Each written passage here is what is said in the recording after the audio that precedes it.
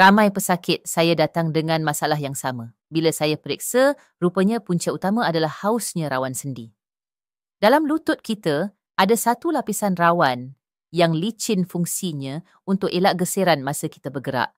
Tapi bila umur meningkat, berat badan tak terkawal. Ataupun pernah ada kecederaan lama lapisan ni akan mula haus. Bila haus, tulang akan mula bergesel. Itu yang menjadi punca utama sakit ataupun bengkak. Kalau dibiarkan pesakit akan tempang atau lagi teruk, mungkin terpaksa buat pembedahan ganti lutut. Sebab tu saya selalu nasihatkan, bila dah mula rasa sakit, jangan tunggu. Mula jaga dari sekarang. Salah satu yang saya sendiri recommend ialah Sandix. Sandix ni lengkap dengan glukosamin, chondroitin dan bahan anti radang semula jadi.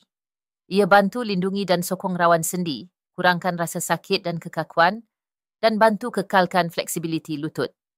Ingat ya, rawan yang haus tak akan tumbuh balik sendiri. Tapi kita masih boleh lindungi apa yang tinggal dan kekalkan sendi yang sihat. Mula dari sekarang, jaga lutut kita dengan Sandix.